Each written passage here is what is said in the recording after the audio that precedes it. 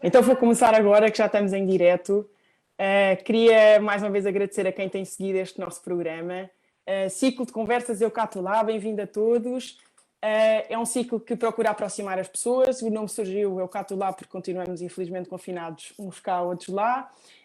E temos assistido à inevitável verdade que não conseguimos viver sem cultura e então surgiu esta iniciativa da produtora Há Tempo, que surge agora com mais de 20 anos a produzir espetáculos, discos e livros, de juntar um músico e outro convidado de outra área artística. Hoje temos Rui Horta e Luís Tinoco, que já vou apresentar melhor, mas o objetivo destas conversas era assumir que, e temos uma convicção de que os eventos passando para o mundo online não podem deixar de ser pagos e o trabalho dos artistas deve ser pago sempre. Neste momento temos as conversas em direto tanto no Facebook como no YouTube e os dois destes canais têm sítios para fazerem perguntas e gostávamos mesmo que as pessoas pudessem, que vocês todos que estão a assistir pudessem fazer perguntas a estes dois convidados que são, para além de figuras incontornáveis na cultura, pessoas com um grande sentido de humor. E portanto passo a apresentar o Luís Tinoco, que é compositor e docente na Escola Superior de Música de Lisboa. De 2016 a 2018 desempenhou o cargo de compositor residente no Teatro Nacional de São Carlos e na temporada 2017 foi artista associado da Casa da Música. Enquanto programador e divulgador musical, destaca-se a sua colaboração com a Antena 2 como autor e produtor de programas radiofónicos e como diretor artístico do Prémio e Festival de Jovens Músicos. As suas composições abrangem música de câmara, sinfónica, bailado e música de cena, incluindo Paint Me, uma ópera de câmara com libreto de Stefan Place, não sei dizer o nome, o Luís já me ajuda e o Rui, e a encenação de Rui Horta, que vos apresento de seguida. Rui Horta é um dos mais influentes coreógrafos da sua geração. Estudou, ensinou e foi intérprete em Nova Iorque durante vários anos, após os quais regressou a Portugal, onde dirigiu a Companhia de Dança de Lisboa, sendo um dos principais agentes no desenvolvimento de uma nova geração de bailarinos e coreógrafos portugueses. O seu trabalho tem sido apresentado em todo o mundo nos mais importantes teatros e festivais, estando no repertório de inúmeras companhias de dança internacionais. E desde 2000 que dirige o Espaço de Tempo em Montemoro Novo, que também haveremos de saber um bocadinho mais sobre ele agora. Obrigada, Rui, obrigada, Luís, por estarem aqui connosco hoje. Lançámos o desafio, como temos vindo a lançar aos nossos convidados neste ciclo de conversas, para trazerem um objeto que representasse o vosso confinamento. Eu estou muito curiosa em saber os vossos. Então, olha, eu trouxe um bocadinho de alecrim, porque o meu confinamento tem sido um confinamento de luxo, porque tenho um jardim muito bonito aqui em Montemoro Novo, são as coisas boas de viver numa pequena cidade de província, e o alecrim tornou-se importante porque de repente estava aqui à mão e cheira muito alecrim aqui à frente da minha porta e eu comecei a cozinhar muita coisa com alecrim cada vez mais, portanto, desde peixe, carne, croutons, tenho uma receita fantástica de croutons com alecrim, portanto, olhem, na verdade o alecrim permeou este tempo de confinamento. Obrigada. Luís, qual é o teu? Eu tenho um 2 em 1, que é um objeto que é um par, que são os meus pesos para manter a forma. Andei a fazer uma série de exercícios, desde flexões, pesos nas posições mais incríveis que eu não vou descrever aqui e que deixaram os meus filhos em lágrimas de verem durante 2 meses a fazer um fitness. E fui o meu próprio personal trainer, mas como veem, isto é barra pesada, 4 quilos cada um, não é para qualquer um, portanto consegui recuperar a minha forma. Rui, eu queria perguntar também como é que tem sido, como coreógrafo e bailarino, estar confinado a um espaço. Quer dizer, estás em Montemor, tens um bocadinho mais espaço, mas como é que será para um bailarino estar fechado dentro de 4 paredes? Então, aquilo que eu conheço dos bailarinos que eu conheço tem sido terrível, quer dizer, eles dançam nos corredores, enquanto estão a cozinhar, na sala, etc. Eu, no meu caso, já tenho uma provecta idade, já danço menos, ou sendo coreógrafo, faço os outros dançar, mas tenho que dizer que, na verdade, faz-me imensa falta, fazia-me imensa falta poder sair, etc. Mas eu tenho realmente essa sorte de ter um jardim e de poder ter um confinamento de luxo. Ainda por cima, em Montemor, há muitos casos de Covid, tenho que ter algum cuidado, como é lógico, mas devo dizer também que trabalho imenso. Trabalhei imenso durante este tempo de confinamento, estupidamente. Tive que me controlar a partir de um determinado momento e criar uma organização do meu tempo para não trabalhar tanto. Mas foi recreativamente ou mais pela parte da gestão do espaço do tempo e da quantidade de residências artísticas que geres?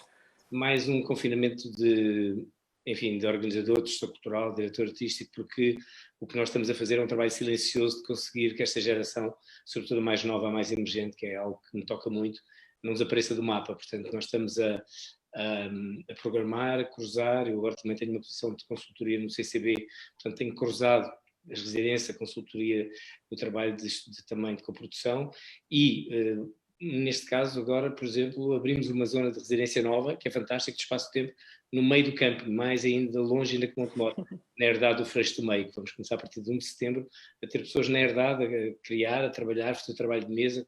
Temos vários quartos, tem sido um parceiro muito forte na nossa vida aqui em Montemor, que é o Alfredo Sendim, e a herdade do Freixo do Meio, que é exemplar no tipo de agricultura que faz, sustentada. Portanto, isto tem sido um tempo um pouco a safar, entre aspas, mas um tempo em que nós estamos muito silenciosos, mas estamos a trabalhar non-stop. E Luís, como é que tem sido do lado da composição? Que muitas vezes as pessoas têm a ideia de os criativos agora fechados em casa, é que produzem imenso, e pela experiência que nós temos tido com estas conversas, mesmo com o Carlos T, a Luísa Sobral a dizer, tipo, não há vida que esteja a acontecer, não estou a conseguir passar isso para uma criação. Como é que é na música erudita? É um bocadinho diferente? O que é que tens sentido? Não, quer dizer, no meu caso tem sido também o contrário disso. Tenho ficado prisioneiro deste teletrabalho. Como disseste há pouco, eu também dou aulas na Escola Superior de Música e tenho alunos individuais, que essa é a parte mais fácil de organizar em termos de tempo, não é? Mas depois tenho algumas turmas, sendo que, por exemplo, uma delas são quase 50 alunos e é muito complicado estar a fazer uma videoaula para 5 dezenas de almas, não é? Então acabei por tomar a opção de escrever tudo, enviar-lhes aulas escritas, pedir-lhes trabalhos para ir acompanhando semanalmente o que eles fazem e reagindo obviamente ao que eles fazem também, e portanto só com as aulas mais o programa de rádio que passei a ter que o escrever e gravar em casa e editar tudo em casa para enviar também para a Antena 2, o Prémio Jovens Músicos também, que apesar de estar interrompido não parou a nível do trabalho que é feito em casa, o tempo que tem sobrado, e depois claro, os pesos e toda a parte física. No mínimo 1 hora por dia a fazer peso. Tudo isso somado tem sido um bocado difícil, portanto eu não tenho conseguido compor tanto como faria em circunstâncias normais, não é? Uhum. Estou à espera das férias para poder compor. Não parou. Estava aqui com um bug, desculpem. Estão a ouvir? Sim, estamos a ouvir. Desculpa. E que eu queria perguntar, eu acho que uma coisa essencial para as pessoas perceberem que estão a ver, que é, vocês conhecem-se e têm um projeto que vamos falar mais à frente juntos, mas gostava de perceber se tinham conhecido neste projeto ou se tinham conhecido antes. É lá. Estás a falar do Paint Me, certo? Exatamente. Não, já tenho aqui preparado.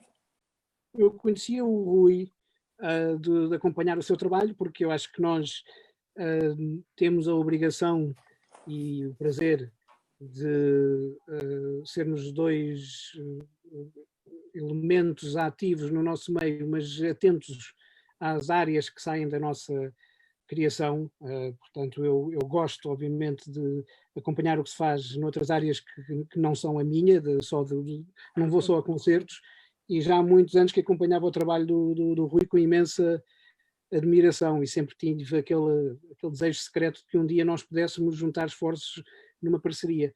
E o ex-diretor artístico da Cultura Geste, o Miguel Lobo Antunes, a dada altura desafiou-me para escrever uma ópera de câmara, com um libreto do Stephen Place, que falámos há pouco, e o nome do Rui surgiu como cabeça de cartaz para fazer a parte da direção e da encenação, e eu fiquei contentíssimo porque foi a partir daí que nós nos conhecemos. O que acontece é que depois disso já não conseguimos, porque às vezes acontece, os artistas juntam-se para um trabalho e depois acaba, cada um vai à sua vida e, como dizem os brasileiros, desgrudam, não é? Mas eu e o Rui ainda não desgrudámos, pelo menos que eu tenha reparado. Eu vou querer saber mais, acho que toda a gente vai querer saber mais sobre este projeto do Paint Me. Eu tenho aqui os vídeos que me enviaste, Luís, e gostava de partilhar com toda a gente. Portanto, vou tentar fazer aqui um share decente. Se calhar mostro um bocadinho e depois falamos sobre isto e depois mostro mais um bocadinho. 1 minuto aqui para percebermos. Ai, desculpem. Isto está com um erro. Não, eu vou explicar. Isto é outro projeto que nós queremos falar a seguir. Eu acho que, vou assumir aqui, o Zoom está com um bug em que eu faço o share de uma imagem e ele mostra outra. E, portanto, isto agora é um bocadinho... Mas nós não podemos, mostra qualquer imagem, improvisamos na lista, fazes qualquer coisa. Também. Paga só o desktop. Vou arriscar. Isto agora é tipo roleta russa, que eu tenho aqui várias coisas para mostrar e ele mostra o que quer. É a chegada do...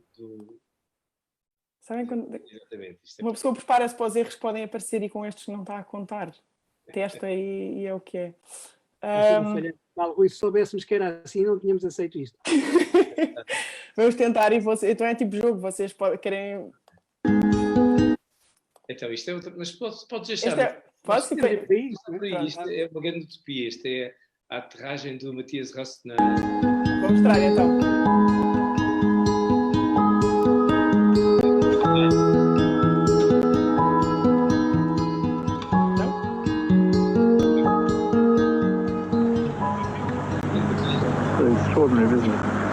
Não tem imagem?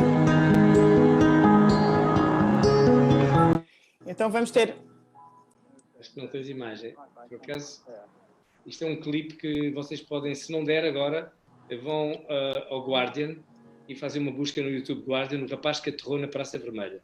O boy landed on the on a small airplane.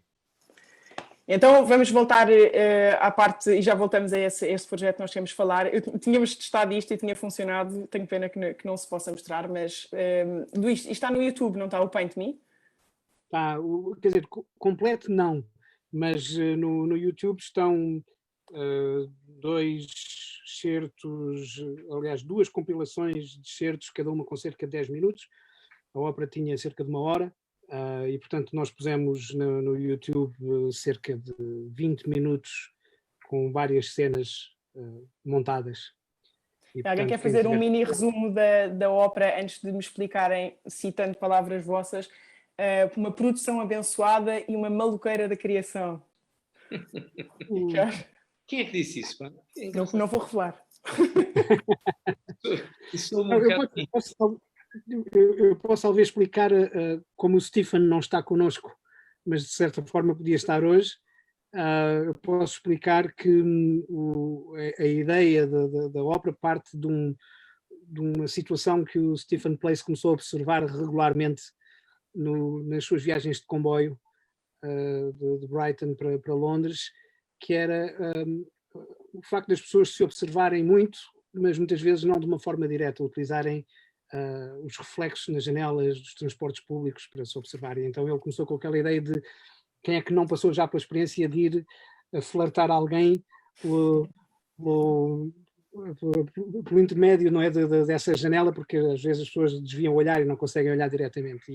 E depois há uma coisa que acontece muito nos jornais ingleses, que são pessoas que publicam notícias a dizer a rapariga que estava ontem na estação de King's Cross e apanhou o comboio para York às 7h20, por favor, contacte-me, ela ia a ler um livro e eu adorei. Pronto, esse tipo de incapacidade que as pessoas às vezes têm de se ligar e de comunicar de uma forma mais direta e acabam por fazer ou através das redes sociais, ou através de um espelho, ou através de um anúncio de um jornal, fez com que o Stephen tivesse a ideia de fazer uma ópera em que os vários personagens entram numa carruagem de comboio, mas não têm qualquer tipo de relação, portanto é uma relação aleatória, são as pessoas que entram naquela carruagem naquele dia, numa viagem de Londres até Cantuária, não é? Portanto há ali também uma relação intencional com os Canterbury Tales, do Chaucer, em que também são vários peregrinos que vão em viagem e cada um conta uma história, mas aí há um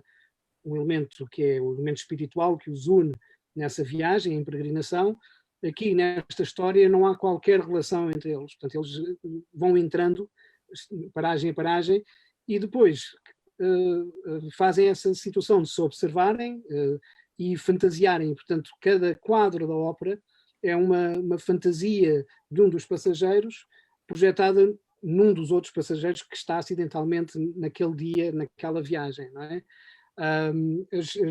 Os quadros são todos separados, portanto cada história é relativamente separada, apesar de haver elementos que depois que os unificam, nomeadamente a ideia da pintura, porque uma das passageiras leva um quadro debaixo do braço e isso faz com que muitas das fantasias se desenrolem em torno de ambientes como o ateliê do pintor, o leilão de arte de uma galeria, e há outro personagem que é o único, que é transversal, que vai aparecendo várias vezes ao longo do guião e que tem sempre a mesma fantasia projetada nos outros passageiros e com resultados sempre completamente inesperados, não é? Numa ele é o prepotente, noutra ele é o dominado, e portanto o Stephen Place tem muito sentido de humor na forma como constrói estes personagens, e depois foi um desafio enorme, para já, do ponto de vista musical, criar uma música que tivesse a música do espaço exterior, das estações de comboio, a música do espaço interior, dentro da carruagem, e as músicas das fantasias, das várias projeções que cada um dos passageiros faz nos outros.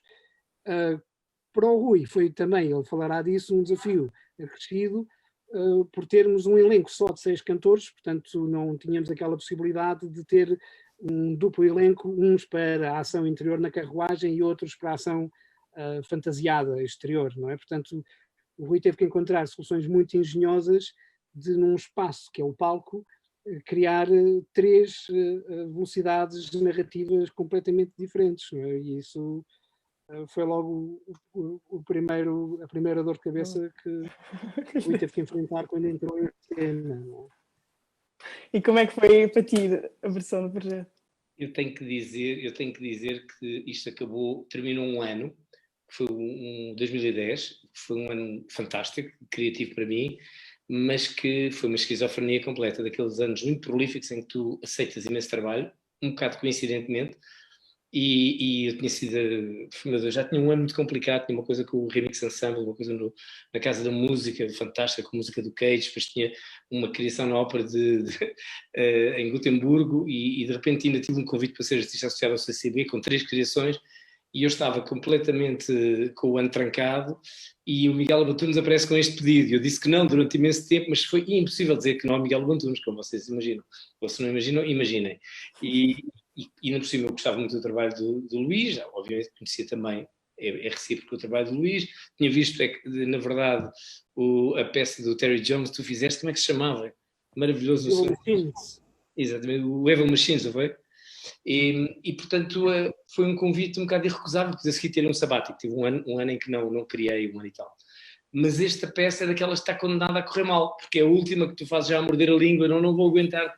Foi assim ainda fiz uma encenação do Flowering Tree do Adams na Gulbenkian, foi esse ano com a Joana Carneiro também, de onde a Joana Carneiro foi também muito importante no fim do ano para terminar esta obra. Tinha um elenco de luxo e tinha a Joana, que era muito engraçada nos ensaios. E, portanto, criou-se uma grande... que é o que o cansaço dá, quer dizer, um momento, se calhar, um pouco de loucura. A peça tem um humor muito grande e nós escapámos para a frente. Deu-me um grande gosto fazer a peça. Isto culmina também uma fase minha em que eu trabalhei muito com tecnologia e decidi fazer a peça só com videomapping, que na altura é uma coisa completamente desconhecida, hoje é quase mainstream, mas... para quem não sabe ainda, mas pronto, o mapping é, digamos, a projeção de vídeo numa parede, numa determinada superfície, que pode ter uma determinada forma, e que essa superfície vem à vida, e portanto ganha uma vida, e pode ser quase uma cenografia neste caso. E portanto, não sei se queres mostrar umas imagens do Guilherme Martins, tens aí, mas se calhar não está a funcionar, não é? Não, mas vamos arriscar, porque uma coisa é um vídeo, eu espero que as imagens não nos deixem mal. Porque, na verdade, tive aqui um grande companheiro nisto, que foi o Guilherme Martins, que é um mago, um nerd incrível, um homem que ainda por cima é um desenhador muito bom, quase um cartunista. Vocês estão a ver em cima do lado esquerdo os meus desenhos de palco, os meus primeiros desenhos, e os 3D, portanto havia relva, porque eu achei que a Inglaterra chove o tempo todo e a minha ideia de Inglaterra é verde, e tinha 3 espaços brancos, só telas, não tinha mais nada, o que era aterrador no início, porque, enfim, não havia muito mais para onde pegar. Eu sou um arquiteto frustrado, estudei arquitetura e larguei, tenho a mania que sou arquiteto, mas não sou nenhum arquiteto, mas faço cenografia como uma espécie de arquitetura do efêmero. Então tinha criado do lado esquerdo um triângulo, que é a estação de comboio, tinha criado no meio uma espécie de uma tela, que depois tornou-se um pendão grande, com 2 bancos, que desenhei, 2 bancos meio desconstruídos, e à direita um espaço que era um espaço de fantasia, que era o que eles imaginavam. E à volta disto tudo havia um comboio, que é uma recordação da minha infância, na Marklin, então fui arranjar um comboio elétrico maravilhoso, e que dava a volta ao palco, e portanto era uma viagem de comboio constante, e o único cenário verdadeiramente que existia eram umas vacas e uns porcos, que eu fui em fibra de vidro, que eu fui alugar, um tipo que aluga estas coisas para cinema, ali na Costa da Caparica, ou no caminho para Sesimbra, e ficou maravilhoso. Portanto era o único elemento concreto real, o resto era tudo superfícies onde nós projetávamos. E então podes passar à frente se quiseres, não sei se tens imagens, mas o Guilherme pegou neste projeto e fez depois um trabalho de mapping sobre cada área. Não sei se tens aí essas imagens, que não tens. Conseguem ver a alteração das imagens? Exatamente, aqui estão as matrizes, okay. Projetores, estamos a ver, podes avançar rapidamente, é meramente... Pronto, isto foi uma coisa que fizemos no chão, numa escala de 1 para 15, ou uma coisa assim, mas era muito engraçado, é que projetávamos com uns mini projetores para ver se a coisa funcionava, porque nós estávamos um bocado aterrorizados que isto não ia funcionar. Podes passar se quiseres.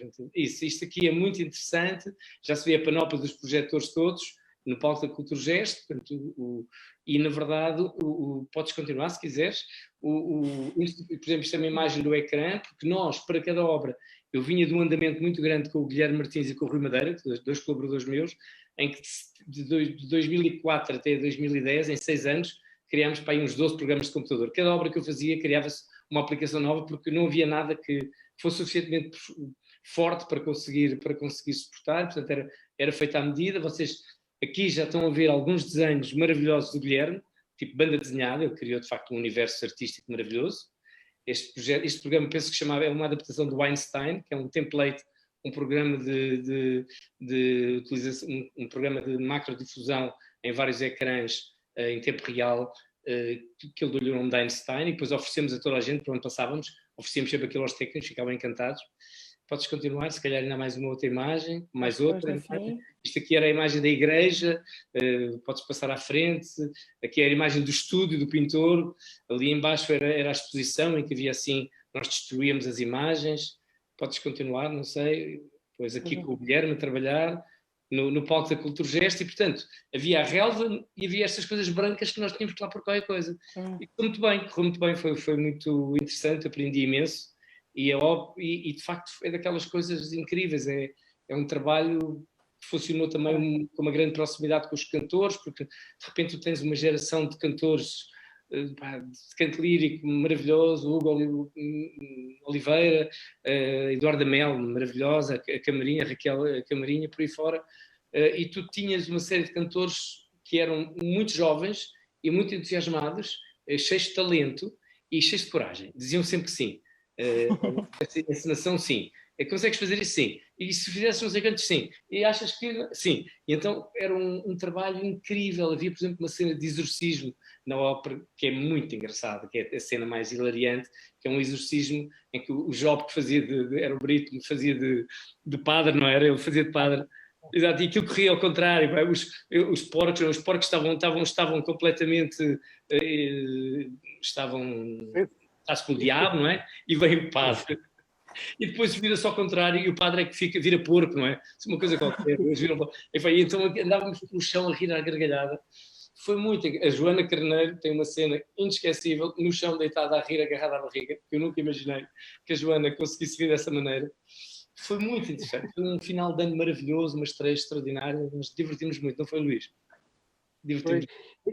E é engraçado que tu estejas a referir isso, porque nós de facto trabalhámos com uma equipa excelente, a Patrícia Quinta também, a Mel Soprano, o João Tomé, o João Rodrigues, o Hugo Oliveira, já disseste, a Raquel Camarinha, Eduardo Amel, portanto era o nosso elenco, tudo pessoas de uma geração bastante nova, e todos eles tinham que encarnar realmente personagens diferentes, para além dos viajantes, os personagens das projeções. E, por exemplo, o equivalente a nível da tecnologia que o Rui está aqui a fazer referência, ao nível da música também, eu trabalhei com a colaboração super generosa do Carlos Caires, que é um colega meu, um compositor e um especialista em tudo quanto é tecnologia informática, para se trabalhar com informática musical em tempo real. E, por exemplo, uma das coisas que nós tivemos que trabalhar foi precisamente, quase que cinematograficamente, aquela ideia de que o ambiente sonoro, para além daquilo que sai da orquestra, do fosso, também ia mudando em função daquilo que estava a acontecer no palco. Por exemplo, quando o som ambiente, quando a ação está na GAR, construir uma sonoplastia em que temos um som amplo de uma GAR de comboios, mas assim que eles entram dentro da carruagem, o som fica um som de vácuo, um som mais surdo, ou o som que sai dos headphones de uma das personagens que vai ouvir ópera enquanto com o seu iPod, não é? E, portanto, todo esse trabalho teve o equivalente no som àquilo que o Rui estava a referir-se, por exemplo, a nível de imagem, mesmo esse lado campestre da relva e das vacas e dos porcos que está lá no libreto e que o Rui também retrata. Eu lembro-me, por exemplo, a dada altura, o libreto referia que há um personagem que é uma velhinha muito puritana e que se entretém a ir a galerias de arte destruir tudo quando sejam pinturas com nudez, não é? Não consegue evitar com a nudez, então destrói os quadros, não é? Mas ela adora pássaros e oferece reboçados aos outros passageiros durante a viagem.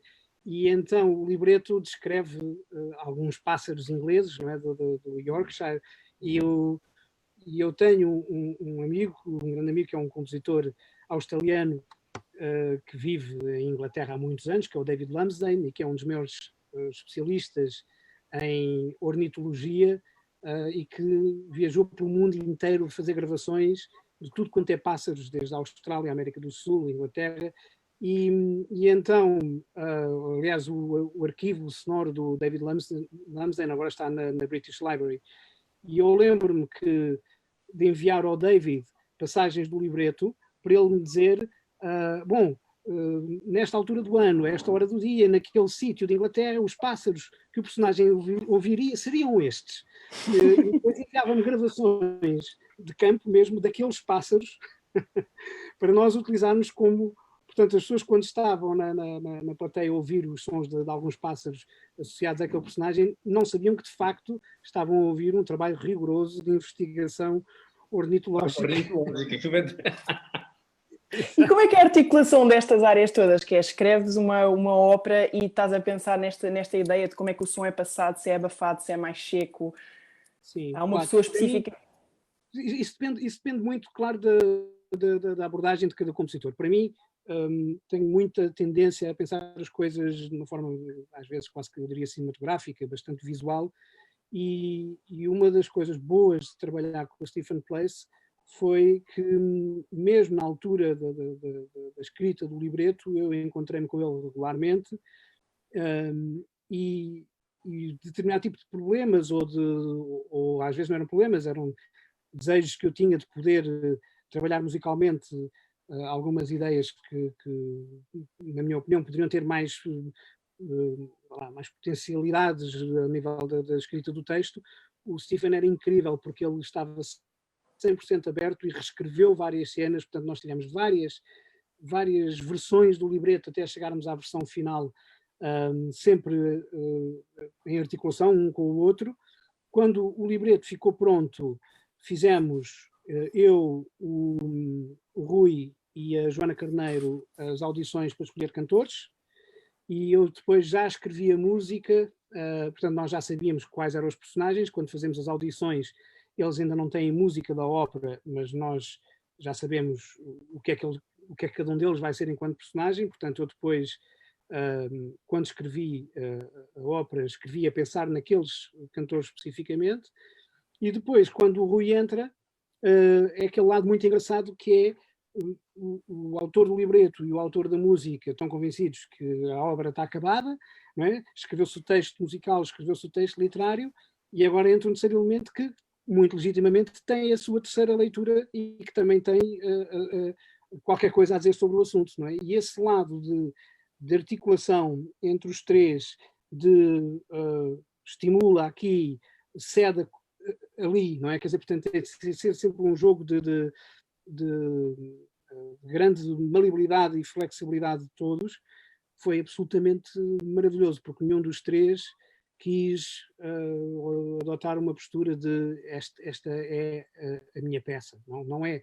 O Paint Me é um trabalho claramente dos três e obviamente de todos os autores nas outras áreas, desde os figurinos à imagem, ao som, a pessoas que estiveram mais nos bastidores, como o Nicholas McNair, a fazer a corrupção dos cantores todos. Portanto, foi uma família, não é? Portanto, o Paint Me é uma família.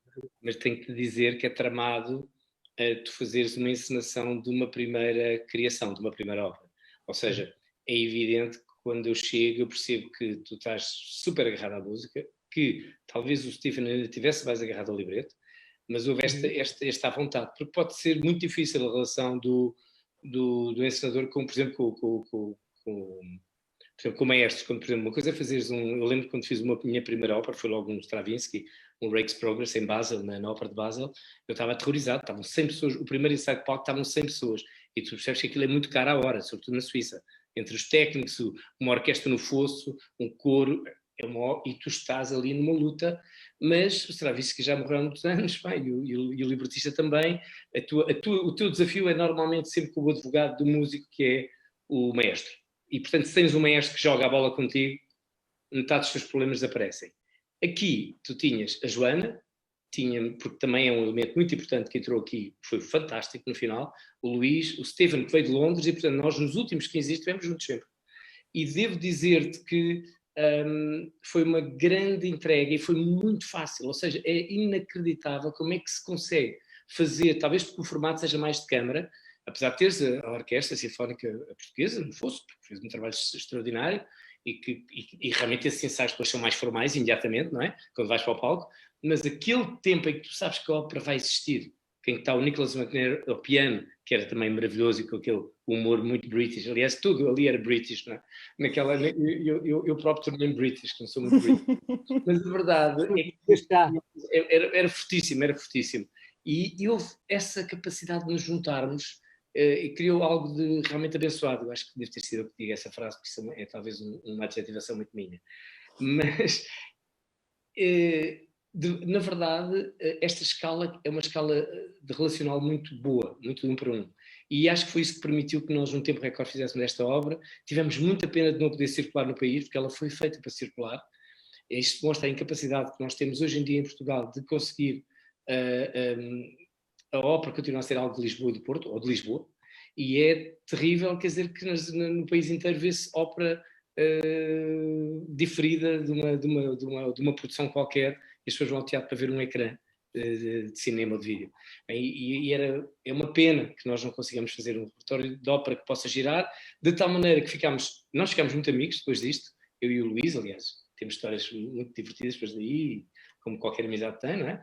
E decidimos voltar a criar justamente uma obra que entrasse em digressão. E depois temos aqui este ato falhado, que foi quase no final. Portanto, aí vem o rapaz que aterrou na Praça Vermelha, que é o desafio que eu fiz, que é uma espécie de peça da minha vida e que eu provavelmente nunca farei, mas que me vai iluminar, como as coisas que nos iluminam são sempre coisas impossíveis. Mas, na verdade, eu desafio o Luís, eu escrevo um guião de uma segunda ópera, com uma história maravilhosa, que me apaixona, porque eu tive um tempo em Moscou, logo a seguir à queda do muro. Eu na altura era um coreógrafo alemão, porque vivi na Alemanha há 10 anos, e fui imediatamente exportado como coreógrafo alemão para trabalhar com os pobrezinhos dos russos, imagina, não é? E portanto eu fui o primeiro coreógrafo contemporâneo que entrou em Moscovo, na altura, exportado de Frankfurt, e vivia no Hotel Moscovo, onde via a estrela do Kremlin, que aliás é de plástico, e adorava todas as noites com a estrela do Kremlin, e acordava com um grupo de 3 ou 4 velhotes lá embaixo com o megafone a cantar a Internacional e a vender um jornal, uma coisa completamente maravilhosa em termos de inspiração, e as prostitutas a bater à porta do quarto, darling, you want some sex? E tudo, não, mas já por favor não mandem mais, aquilo era toda uma coisa assim, absolutamente surreal. O maior hotel do mundo, 4.000 quartos, com 2 projetos feitos por 2 arquitetos aterrorizados, porque o Stalin não conseguia decidir que projeto é que queria, e não conseguia escolher entre os 2, então decidiram fazer uma coisa extraordinária, que é um hotel simétrico, com metade de um projeto e metade do outro. Quando tu entras no lobby do Hotel Moscovo, metade do lobby é de uma pessoa, outra metade é de outra. Isto tudo era absolutamente inspirador. Era incrível. E, portanto, esta obra tinha que ser feita. Eu dormi pouco nessa altura, porque passei o tempo na rua, foi fantástico. A ver aqueles seguranças com botas de cowboy, com pistolas no bolso, quer dizer, que foi um tempo diferente, não é? Era assim um tempo diferente. E nasceu o Rapaz que Aterrou na Praça Vermelha, porque essa era a grande história quando eu cheguei em Moscovo. Foi o Matthias Drost, que é um alemão de Hamburgo, um miúdo de 19 anos, que 2 anos antes tinha aterrado na Praça Vermelha em Moscovo com um Cessna, um pequeno avião, que é um ato de profunda utopia, não é? Porque lá em cima, tipo, é assim, olha, vou dali até Moscovo, meto gasolina e tal, e chego lá e pronto, e não há passaportes, não há cortina de ferro, não há nada. E, portanto, a história é maravilhosa e eu desafio o Stephen e o Luís para virem até Montemoro Novo, Much More Novo, agora, que isto ganhou agora está muito, muito forte, muito cosmopolita, ainda bem.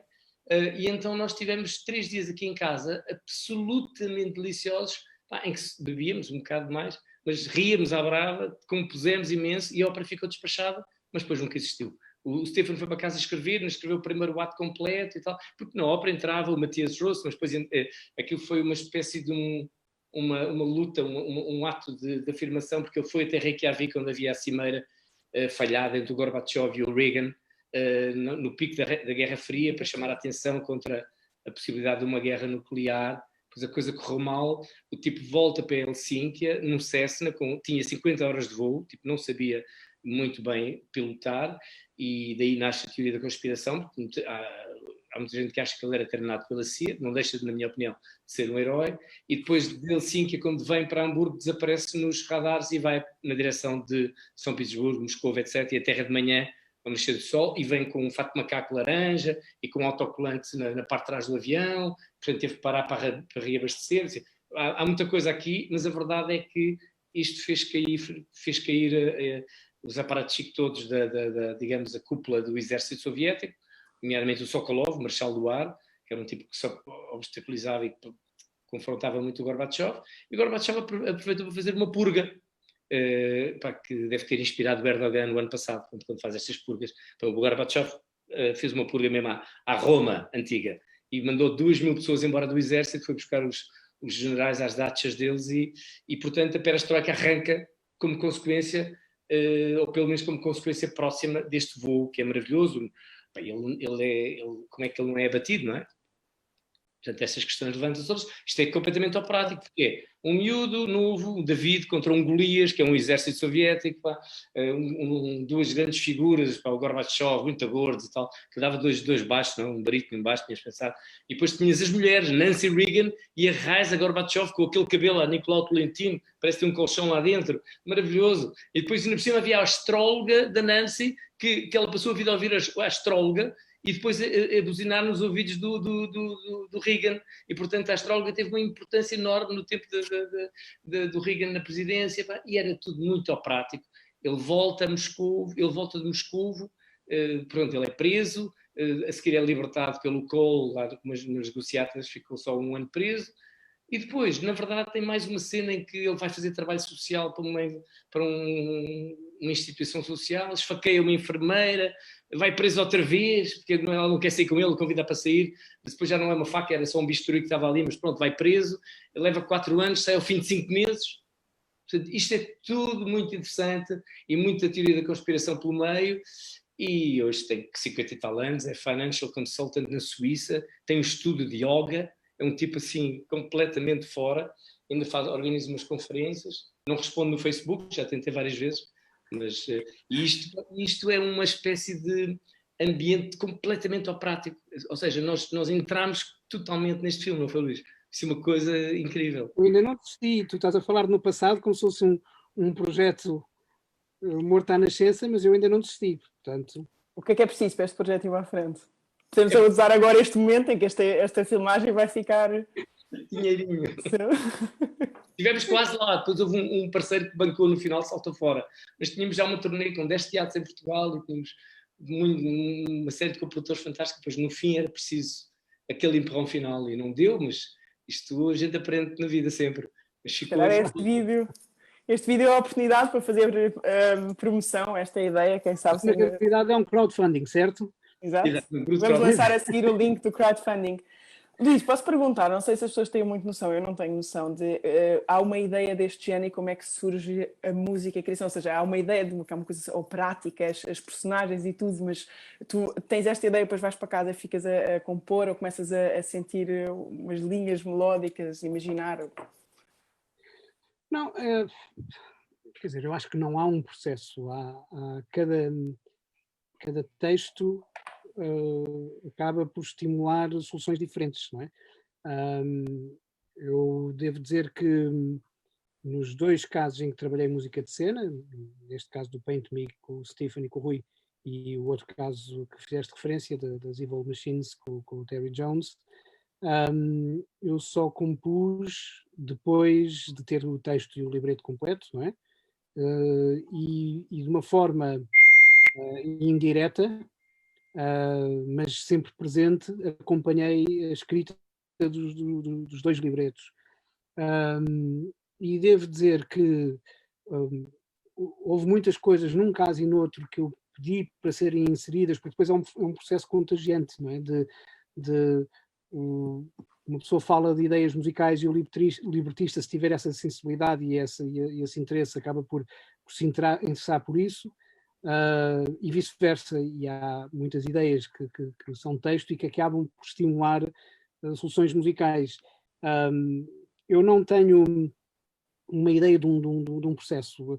O que eu gosto é de quando leio um texto, seja para música de cena, seja quando é um poema para adaptar para um ciclo de canções, seja o que for, que seja um texto que me estimule e que tenha elementos que eu automaticamente começo a pensar em sons. Não é? Eu também fiz com o Almeida Faria uma cantata para o Serviço Educativo da Casa da Música, a partir de um conto que ele escreveu nos anos 80, que era Os Passeios do Sonhador Solitário, que é uma história inspirada numa pintura do Mário Botas, com um personagem que é meio homem, meio cavalheiro, meio cão, e que se passeia no metro de Nova Iorque.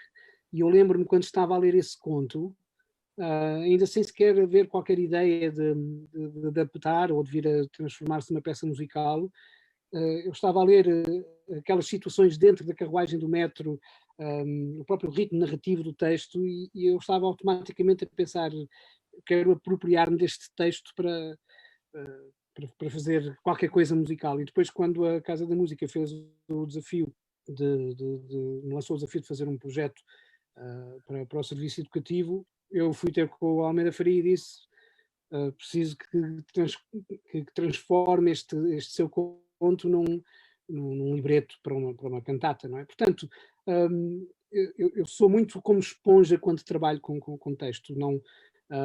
Como não tenho nenhuma veleidade de eu próprio escrever palavras, a minha posição tem sido muita de receber e depois, em cada caso, encontrar soluções e nunca ter ideias pré-concebidas de como é que se resolve uma situação, não é? Porque e mesmo dentro de cada projeto, umas situações resolvem-se de uma maneira, do ponto de vista musical, e outras de uma forma completamente diferente, não é? Eu devo dizer, por exemplo, que no caso do Paint Me, o facto de ser uma ação que decorre num espaço que está sempre em movimento, não é? Quando estamos dentro de uma carruagem, ela está sempre em movimento, e há sons que estão constantemente a acontecer, desde os carris aos apitos do comboio, ou quando passa outro comboio pelo lado. Portanto, esse tipo de coisas que estão sempre a rodear-nos e que no dia-a-dia muitas vezes não prestamos atenção porque elas estão demasiado presentes. Quando de repente isso passa a ser o espaço de uma ação, isso automaticamente transforma-se em música, não é?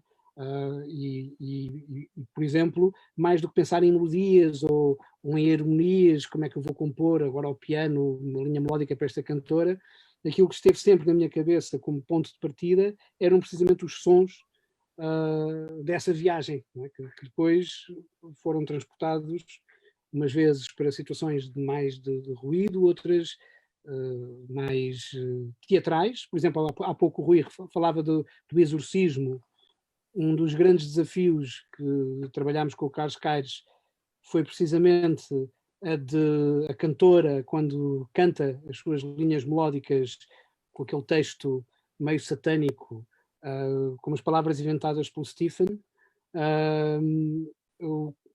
quando ela está a encarnar o personagem feminino, não possesso, não é? Canta com a sua voz normal, mas quando de repente o diabo lhe entra no corpo, a voz dela fica completamente distorcida, não é? Por exemplo, isto é uma ideia que à partida não tem ainda nada a ver com notas. O primeiro desafio é como é que eu vou escrever uma cena em que há um cantor que tem um elemento de tecnologia no seu microfone que faz com que umas vezes ela cante linhas melódicas, outras vezes parece que estamos a ouvir um som vindo de um sítio onde não queremos estar, não é?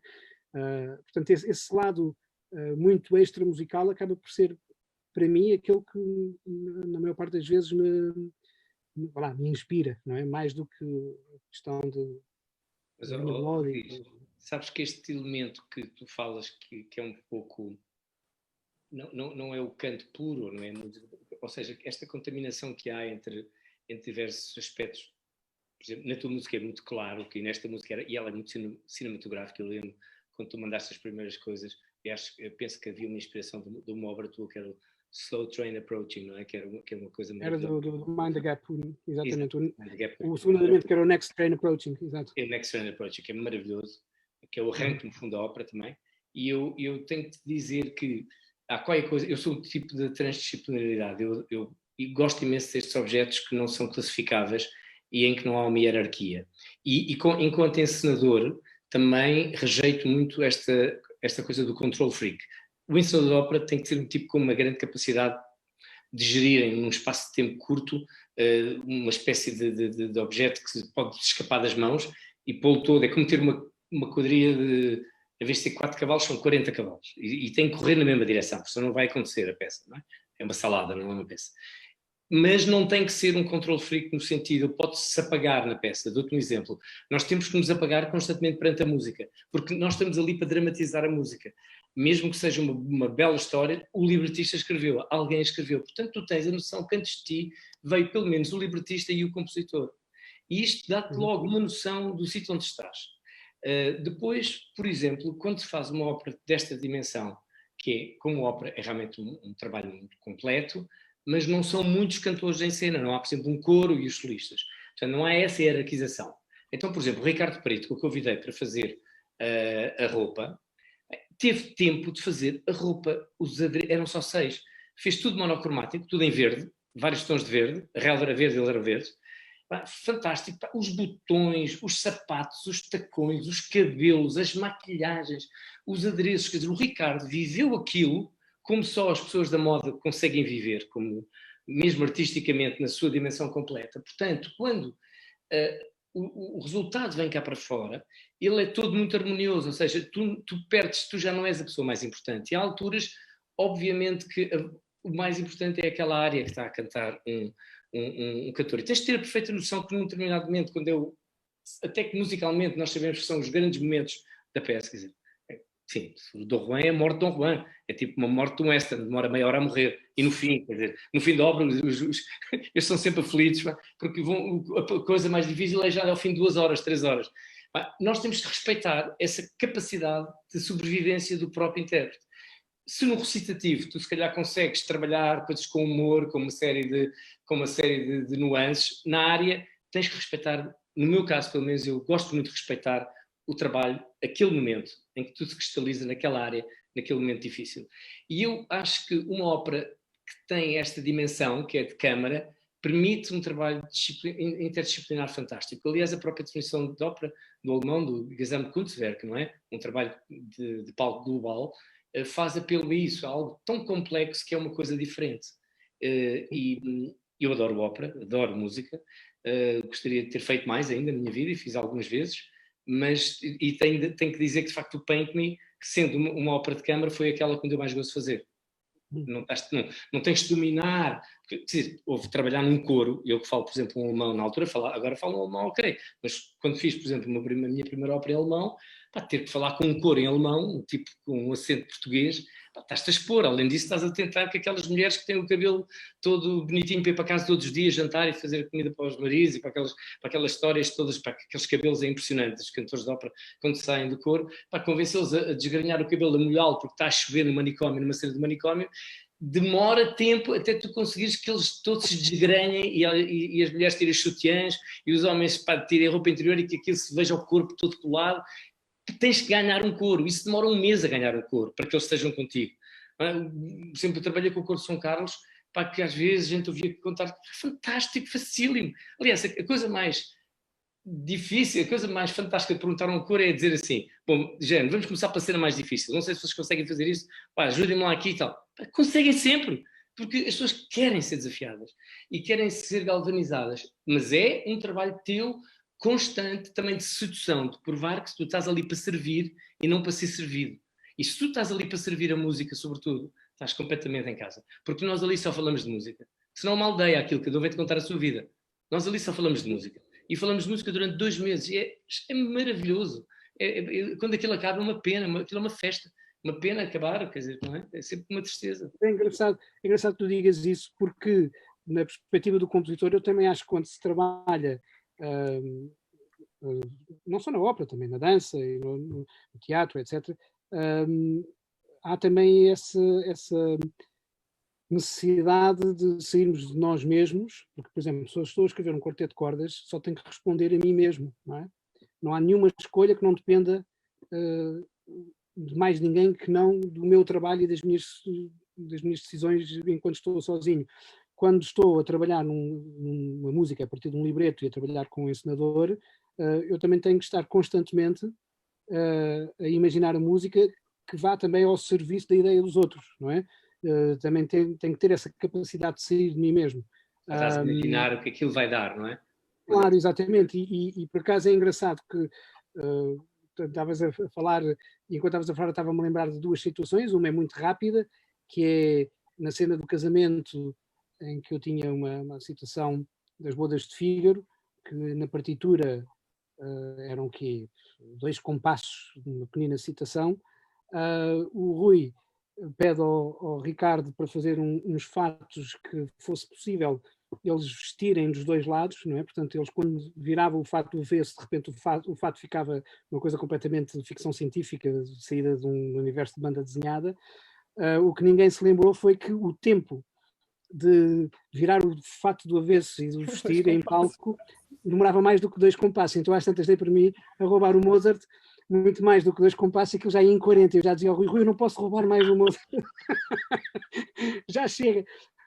Outra situação muito engraçada foi, nós 2 fomos apanhados em falso, porque no libreto o Stephen Place, ele conhece muito a ópera a fundo. Aliás, ele é casado com uma mezzo-soprano, já escreveu muitos libretos para vários compositores, portanto ele, não tenho vergonha de o dizer, sabe muito mais de ópera do que eu. E quando ele me envia uma das versões, já a versão final depois do libreto, há uma área, precisamente, que é da Raquel Camarinha, que é a tal rapariga que vai no comboio e que quer ser cantora lírica, não é? E então ele põe no libreto qualquer coisa como vai cantar uma área, ele até pôs o título, Una passeggiata, já não sei aonde, e pôs lá no libreto do compositor italiano, e já não lembro qual era o nome. E eu fiquei envergonhadíssimo porque eu não conhecia aquele compositor italiano. E andei no Google à procura, mas quem é este compositor italiano? E aquilo obviamente era uma fantasia do Stephen, porque aquele compositor é uma espécie de Rossini, Puccini, portanto é assim uma coisa que não é Verdi, não é nem uma coisa nem outra. E pronto, eu depois quando percebi que tínhamos sido apanhados em falso com aquela brincadeira do Stephen, andei obviamente a consumir esses compositores para escrever aquela área. Ora, aquela área, eu se estivesse a escrever uma peça para mim, num contexto de música pura, não é? Sem ser música de cena, eu nunca teria ido fazer uma imitação, um pastiche dos compositores dessa época, não é? Pronto. Mas lá fiz a área, dei o melhor que podia, e depois foi muito engraçado, que durante os ensaios os cantores andavam na internet a tentar descobrir que ópera era aquela área, porque eles gostavam muito e queriam cantá-la. Caíram todos. Parou. Depois vieram ter comigo e disseram: "Oh Luís, mas quem é este compositor que fez esta área?" Eu disse: "Olha, eu por acaso sou eu, mas..." Portanto, esse apelo do texto, não é? Fez com que, de repente, eu desse por mim a visitar realidades musicais que, naquilo que eu faço fora do contexto da música de cena, normalmente não visito, porque a linguagem é outra, há outro tipo de desafios, não é? E, portanto, eu acho muito generoso isto que o Rui diz de dramatizar a música, que foi o termo que ele utilizou, mas na realidade a música também tem a sua dramaturgia e também está presa ao trabalho, e presa no bom sentido, não é? Está lá, acasalada, não é? O libretista também tem, como vem muitas vezes antes da composição, ele já imagina tudo quase como um escritor, um dramaturgo. Na verdade, eu lembro, por exemplo, de uma cena que nós tínhamos, porque ele traz a ópera. No início eu tinha o Reagan e o Gorbachev. Achei fantástico, adoro aqueles beijos na boca que o Brezhnev dava, os camaradas russos, aquilo é tudo muito especial, não é? E é uma cena que eu vejo aqueles dois homens enormes a aproximarem-se e a cantarem, demoram 2 minutos quase a atravessar o palco, uma coisa assim muito operática, muito pausada, muito forte. E o Steven, aqui em casa, lembra-me, por exemplo, que dizia: "Pá, mas o Reagan tinha a Nancy Reagan, pá, e o outro tinha a Raiza, pá, e aquilo, quando havia os cimeiras, ali iam às compras, as duas, pá, e aquilo era um Robadoff, e o outro levava a astrolga." E então eu lembro-me que há uma cena que ele desenha aqui, que é ele que desenha connosco aqui, que é pá, quando, na verdade, ele aterra, o Gorbachev faz uma chamada pelo telefone vermelho para o Reagan, que está em Camp David, com a Nancy, com 2 labradores, pá, assim, 2 Golden Retrievers, à lareira. Tipo, já havia aquilo tudo, ou seja, na verdade, quando tu estás com... E do género, well done job, camarada, bem feito e tal, não sei o que. E ele desenha uma cena que nunca na vida teve na nossa cabeça, mas ele, quando a escreve, obviamente já está a pensar como eu a vou encenar e pelo meio alguém vai fazer a música. Portanto, ele tem um poder enorme, quer dizer, como libretista, e isso eu não me vou esquecer nunca, que talvez o traço dominante que nos unia sempre é o humor. É sempre o humor, a brincadeira. Nós nunca, mesmo as coisas sérias eram coisas que eram relativizadas entre nós, e isso ajudou imenso no processo do Paint-Me, e começou logo muito bem com o rapaz que aterrou na Praça Vermelha, que um dia ficará. É óbvio, impossível. Eu queria ver se eu conseguia... Com o Covid os voos estão interrompidos, agora já não estão, mas pronto, mas... Queria ver se aproveitava este momento para tentar fazer mais um share daquelas imagens de referência deste voo do rapaz que aterrou na Praça Vermelha. Vamos ver se conseguimos e se conseguem ver bem. A imagem inicial é muito bonita e alimentou a teoria da conspiração. Exato. Conseguem ver? Isto é o Matias Russo com 19 anos e com 50. Já foi há uns anos atrás. Isto é muito bonito, é uma autêntica cenografia. Isto é o dashboard digamos, isto é o painel de controle do Cessna, que é uma casca de nós. Este é o teu moodboard, Rui, para trabalhar. Moodboard, exatamente, este foi o meu moodboard. Isto é a viagem dele. Ele arranca de Hamburgo, vai para nas Ilhas Faroé e vai para Reykjavik, com 50 horas de voo. Quer dizer, o tipo tinha acabado de tirar a carta de condução. Tira os assentos da parte de trás do avião, mete 2 depósitos de 50 litros, ou de 100 litros, ou 200 litros de gasolina. A gasolina no Cessna não é hidráulica, é um avião muito simples, vai meramente por gravidade diretamente para o motor, e, portanto, as pessoas questionam muito se um rapaz poderia ter feito isto sem ajuda. E depois de Reykjavik, ele passa por Bergen, vai para Helsínquia, e quando vem a descer de Helsínquia com a rota dele para Hamburgo, entra na União Soviética. E terra na Praça Vermelha, não é?